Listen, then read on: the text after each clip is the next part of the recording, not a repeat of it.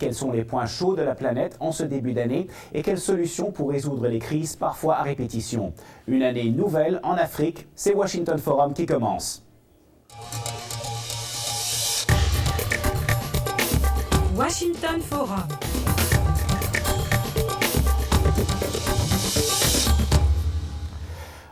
Robert Daguillard à Washington, bonsoir et bonne année à tous. Le très excellent Roger Moultou va venir nous rejoindre en fin d'émission. D'ici là, notre discussion est d'abord et avant tout l'actualité de la semaine résumée par Morgane Guiriec. Bonne année. Mamadou Samba, vous êtes un habitué de nos émissions. Sénégalais établi ici dans la capitale américaine, vous avez travaillé il y a 2 ans, je crois, au bureau des affaires africaines de la municipalité de Washington. Vous connaissez bien la diaspora africaine et ses préoccupations. Ensuite, un autre habitué. Ce jeune homme veut qu'on ne lâche pas le Mali, Mamadou Samba. Vous connaissez bien la diaspora, j'imagine que vous avez l'occasion de parler ici et là de jeunes Maliens. Que vous disent les Ouest-Africains de manière générale à Washington, à qui vous avez l'occasion de parler sur le Mali?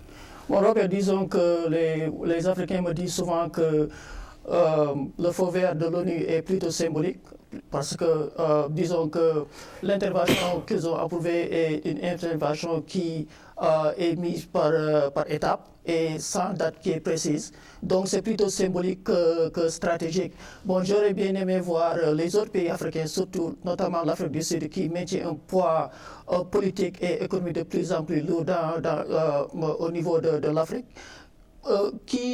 J'aimerais voir l'Afrique du Sud mener la bataille contre les terroristes au Mali et dans les autres pays africains, au lieu d'attendre à ce que les États-Unis ou bien les pays européens viennent nous sauver encore une fois d'une autre guerre civile qu'on connaît. Oui, mais il est question d'une intervention par des pays ouest-africains. Si elle devait avoir lieu, bien entendu soutenue et équipée par les Nations Unies, par les Occidentaux, mais il serait question d'une intervention ouest-africaine. Si elle devait avoir lieu. Si elle devait avoir... Mais, bon, nous savons que l'armée du Mali n'est pas assez forte pour une intervention qui est faite toute seule. On aura besoin du Sénégal, de l'Afrique du Sud et d'autres pays africains pour se rassembler derrière le Mali, pour qu'on puisse enfin combattre la guerre civile et terroriste et qu'on pourra commencer à mettre le Mali sur les rails vers un développement beaucoup plus. D'accord. Alors, changement de... Alors, manque de perspective économique, insécurité dans l'est du pays. Vous observez tout ça de loin, Mamadou Samba. Quelle est votre réaction en tant qu'Africain installé à l'étranger? Bon, je pense que c'est très dangereux parce que tout récemment, on voit que Al-Qaïda ou bien les autres organismes terroristes s'installent de plus en plus dans ces zones qui sont fragiles, là où il y a beaucoup de jeunes qui n'arrivent pas à trouver de l'emploi, qui n'arrivent pas à trouver autre chose. Donc, ils deviennent de plus en plus fragiles et beaucoup plus faciles à recruter et il ne suffit que de mettre en place des idéologies qui sont extrémistes uniquement pour recruter chez eux.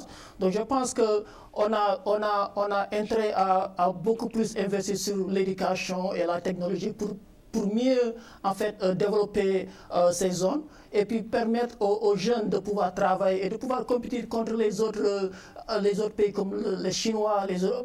Il y a beaucoup de politiques qu'on peut faire, mais je pense que le gars vient de dire que ce qui me fait mal toujours, Robert, c'est le fait qu'en tant qu'Africain, on attend toujours que les autres pays viennent résoudre nos problèmes en Afrique. Et c'est ce qui me fait mal en tant qu'Africain et en tant que...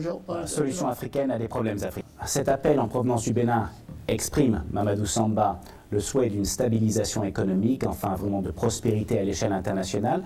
Vous regardez ce qui se passe aux États-Unis, il y a une politique d'austérité à laquelle, au fond, le président Obama n'est plus vraiment opposé. Que pensez-vous que ça peut avoir comme effet à l'échelle internationale? Pensez-vous que ce qui se passe ici peut vraiment avoir un impact important sur les économies africaines? Bien sûr, je pense que les États-Unis est la plus grande puissance économique au monde. Donc, bon, ce qu'il vient de dire est presque impossible d'avoir la paix partout dans le monde, mais j'aimerais dire que en ce qui concerne une initiative par le président Obama, le Feed the Future Initiative, qui est une initiative de 3,5 milliards de dollars, qui aide à combattre la faim, la pauvreté en Afrique, au Rwanda, Ghana. Donc je pense qu'on a intérêt à stabiliser nos pays africains d'abord pour mieux convaincre aux États-Unis d'investir chez nous au lieu d'autres pays européens et africains. Voilà. Et ça va être le mot de la fin. Merci Mamadou Samba. La discussion va prendre fin ici. Je remercie justement de nouveau Mamadou Samba, Gérard Latortue.